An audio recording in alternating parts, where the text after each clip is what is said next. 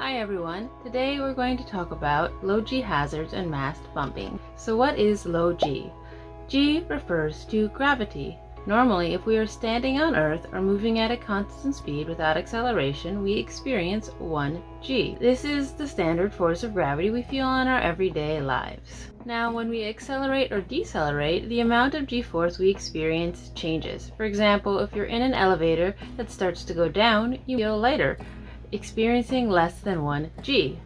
Low G is essentially the feeling of being lighter. This can happen in a helicopter if the pilot does a low G pushover, say when coming over the top of a hill and then pushing forward at the top. This can also happen in a helicopter in turbulent conditions. In turbulence, when you experience up and down drafts, you experience changes in G-force, sometimes higher and sometimes lower. So why is this low G a hazard?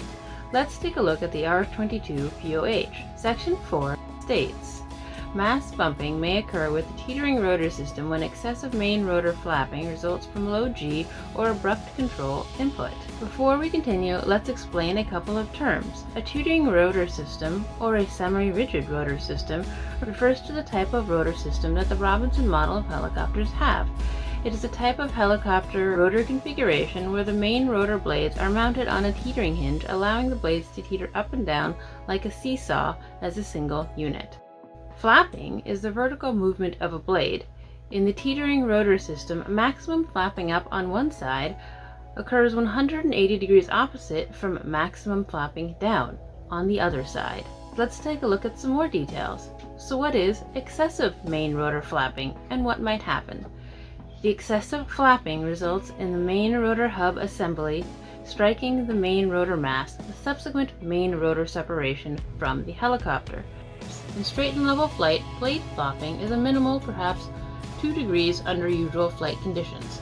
So how might this excessive flapping occur? Well, as the paragraph states, excessive main rotor flapping results from low G or abrupt control input. Let's examine the case of the abrupt control input. Let's see what happens after a low G pushover by a pilot at the top of a hill. Tail rotor thrust, which is now above the center of gravity, causes the fuselage to roll to the right. The pilot instinctively wants to counteract this roll with lateral cyclic input. Contributing to the problem, because of low G, thrust is reduced or eliminated. Without thrust, lateral cyclic inputs no longer control the fuselage because you are only controlling an unloaded disc. As a result, the disc tilts independently with lateral cyclic input. With the rotor disc moving independently, this input results in the rotor disc striking the mast or even the fuselage. So what should the pilot have done? According to Safety Notice 11, which we'll go into more detail in a little bit, the rotor must be reloaded before lateral cyclic can stop the right roll. To reload the rotor, apply immediate gentle aft cyclic, but avoid any large aft cyclic inputs. Now let's go back to our paragraph again.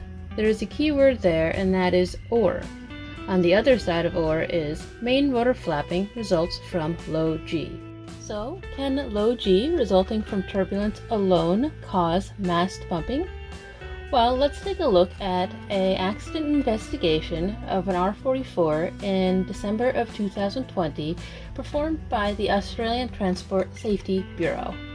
According to the investigation, while it has been well established that low G condition can result in mast bumping in an in-flight breakup, there remains to be some uncertainty regarding a pilot's ability to recover from a low G situation and whether inappropriate recovery control inputs are necessary for an accident to occur. Both Robinson Helicopter Company and New Zealand's Transport Accident Investigation Commission have acknowledged that turbulence and airspeed can contribute to low G mast bump and subsequent in-flight breakup. The latter has identified turbulence as a sufficient condition for low G mast bumping to occur and stated that certain low G situations can lead to mast bumping and an in-flight breakup before a pilot can reasonably react. Conversely, Robinson Helicopter Company has stated that turbulence only results in mast bumping when pilots react with inappropriate control inputs. In another publication by the Transport Accident Investigation Commission, CAA has investigated 15 mast bumping accidents in New Zealand, and the publication states, Serious mast bumping that occurs in flight usually results in the helicopter breaking up during flight which is fatal for those on board. Part of the problem is that the available evidence has not allowed the circumstances and contributing factors of all these mast bumping accidents to be fully determined. So can mast bumping occur solely due to low G without incorrect pilot input? This seems to be a debated topic. However, what is not a debated topic is that low G must be avoided. Another important note that the accident investigation makes is that all Robinson helicopter pilot operating handbooks state that pilots should avoid flying in high winds or turbulence and subjecting the helicopter to low G conditions. Let's take a look at what the helicopter flying handbook has to say. It states, helicopters with semi-rigid rotors are vulnerable to a condition known as mast bumping. Mast bumping is a result of excessive rotor flapping. It's a violent contact between the static stop and the mast during flight that causes mast damage or separation. Mast bumping is directly related to how much blade system flaps. So now let's take a look at some of the safety notices in the R22 and R44 POH. Safety Notice 11. Low G pushover is extremely dangerous. Pushing the cyclic forward following a pull-up or rapid climb or even from level flight produces a low G, weightless flight condition. If the helicopter is still pitching forward when the pilot applies aft cyclic to reload the rotor disc may tilt aft relative to the fuselage before it is reloaded. The main rotor torque reaction will then combine with the tail rotor thrust to produce a powerful right rolling moment on the fuselage. With no lift from the rotor, there's no lateral control to stop the rapid right roll, and mast bumping can occur. Severe in-flight mast bumping usually results in main rotor shaft separation and/or tail blade contact with the fuselage. The rotor must be reloaded before lateral cyclic can stop the right roll. To reload the rotor, apply immediate, gentle aft cyclic, but avoid any large aft cyclic inputs. The low G which occurs during rapid auto-rotation entry is not a problem because lowering collective reduces both the lift and the rotor torque at the same time. So this is telling you that if you reduce your G's with the collective, that is okay. But if you reduce your G's with the cyclic via a pushover, that is when this mishap might occur. Another important note that the safety notice makes is never attempt to demonstrate or experiment with low G maneuvers, regardless of your skill or experience level. Even highly experienced test pilots have been killed investigating the low G flight condition. Low G mast bumping accidents are almost always fatal. Never perform a low G pushover. So while you're training your students, this is not something you practice in flight in the cockpit via maneuvering. Let's take a look at one of these statements again. Low G mast bumping accidents are almost always fatal. Though there have been several fatal low G mast bumping accidents, I'm going to share with you pictures from just a couple of them. Some from the accident in Australia we talked about earlier.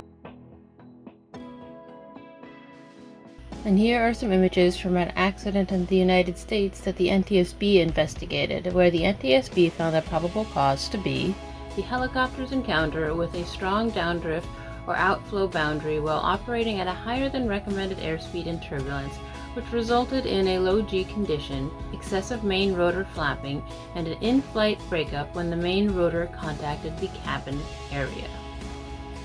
So, when mast bumping occurs, in addition to potentially striking the main rotor mast, it can also make contact with the empennage, or the flapping could be so excessive that the main rotor blades actually come through the cabin, which is what is believed to have happened as determined by the NTSB in this accident. Here is a clip from the video that they provided. Now, you only actually see a couple frames of what happened here, but you can see the helicopter falling down from the sky. So Safety Notice 32, high winds or turbulence. So flying into high winds or turbulence should be avoided. So a pilot's improper application of flight control inputs in response to turbulence can increase the likelihood of a mast bumping accident. If turbulence is encountered, the following procedures are recommended. Reduce power and use a slower than normal cruise speed. Mast bumping is less likely at lower airspeeds. So this is very important to note. So if you're flying along on a flight, you might be flying in fairly clear, smooth air, but you also might come around a patch of higher turbulence, either on the downward side of a mountain or in a more convective area. If you fly through such an area, it's very important that you go ahead and slow down your airspeed. The particular airspeed they recommend going at in this safety notice is actually the same for the R22 and the R44. Item 2 says for significant turbulence, reduce airspeed to 60 or 70 knots. Note the asterisk next to significant, as what is considered significant turbulence will depend on pilot experience and comfort level, and there's nothing wrong with your comfort level being significantly less than some of your peers. Also, avoid flying on the downwind side of hills, ridges, or tall buildings where turbulence is likely to be most severe. One of the other safety notices that's in both the Robinson R22 and R44 POH is Safety Notice 29, which is that airplane pilots are at high risk when flying helicopters. So if you have an airplane student or you yourself are an airplane student, this is important to keep in mind. This is because for an airplane pilot, a pushover with the stick or yoke is often normal and not unsafe. This is not the case in a helicopter with a teetering rotary system. Now let's go look at the normal procedures section in the R44 POH, and it should be noted that the highlighted portion of this clip is the same in the R22 and the R44. Do not initiate a descent with forward cyclic. This could produce a low G condition. Always initiate a descent by lowering collective. And going over Safety Notice 11, 29, and 32 in detail and making sure you thoroughly understand each of these notices. They give a good amount of recommendations and information on low G and MAST bumping. Please feel free to ask questions or comment down below. Thank you for watching.